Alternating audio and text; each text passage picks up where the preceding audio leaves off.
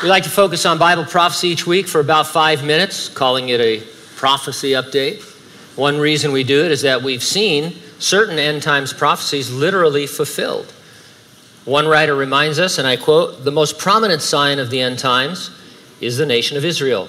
In 1948, Israel was recognized as a sovereign state, essentially for the first time since AD 70.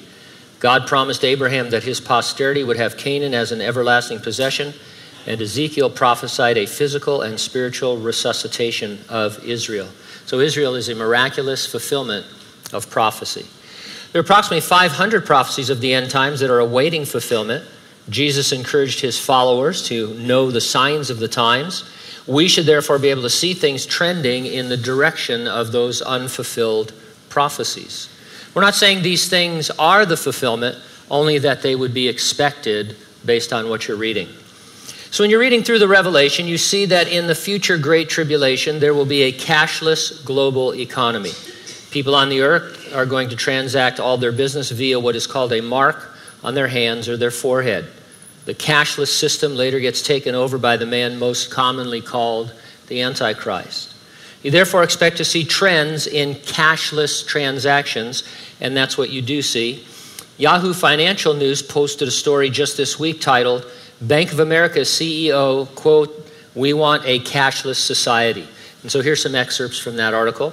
Bank of America CEO Brian Moynihan, as that's an Irish name, right, Moynihan? So an Irishman is the head of an Italian bank. What's the world coming to? Bank of America CEO Brian Moynihan embraced the digital money movement on Wednesday, saying his firm had more to gain than anybody from the booming trend of non-cash transactions. "We want a cashless society," Moynihan, who heads up the second largest U.S. bank, told attendees at Fortune's Brainstorm Finance Conference. He pointed out that more than half of all money transactions are already processed electronically with the rise of cryptocurrencies and payment systems like PayPal and digital wallets. A combination of cryptocurrencies, cashless payments, and electronic wallets are slowly eroding the need for hard currency. In particular, consumers have adopted mobile banking more widely and use debit cards with increasing regularity. Businesses and even entire countries like Sweden have also jumped on the movement, disrupting the hard currency that's underpinned the modern economy.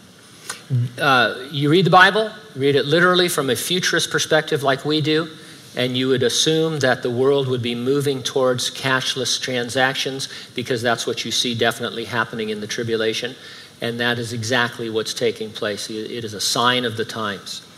Jesus promised he'd return to rapture his church, which entails the resurrection of the dead in Christ, of the church age, then the translation from earth to heaven of all living believers. It's presented in the Bible as imminent. It could happen at any moment. It's imminent but unpredictable, and so we believe that it could happen at any moment, but we live as though we're serving the Lord until he comes. Then comes the 7-year Great Tribulation. Then comes the second coming of Jesus Christ. Then comes a 1,000-year kingdom on earth ruled by Christ. Then comes the final judgment of all mankind. And then comes eternity with the Lord in heaven or without him in conscious torment in the lake of fire. Are you ready for the rapture? If not, get ready, stay ready, keep looking up. Ready or not, Jesus is coming.